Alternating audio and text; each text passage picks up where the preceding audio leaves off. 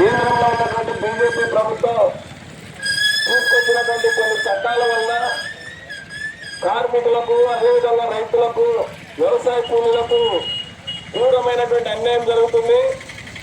అందులో ప్రధానమైనది 4 లేబర్ కోడ్లు తీసుకొచ్చారు. ఈ 4 లేబర్ కోడ్ల వల్ల మనకు యూనియన్ పెట్టుకునే హక్కు లేదు, అట్లాగే సమ్మె చేసే హక్కు లేదు. అదేవిధంగా వేతనాలకు సంబంధించి కేవలం 178 రూపాయలు మాత్రమే కనీస వేతనం అమలవుతుంది.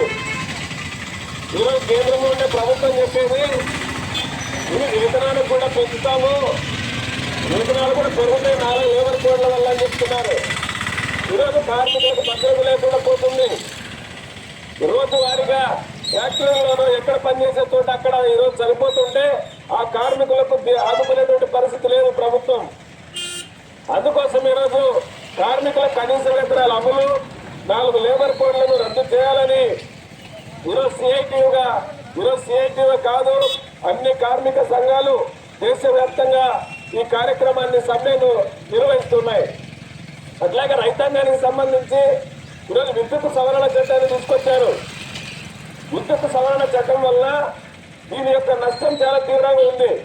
ఎందుకంటే ఇప్పటికే కరెంటు బిల్లులు తడిసి మోపడవుతున్నాయి. మళ్ళీ రాబోయే కాలంలోన మరింత బిల్లుల భారం పెరిగేటువంటి అవకాశం ఉంది.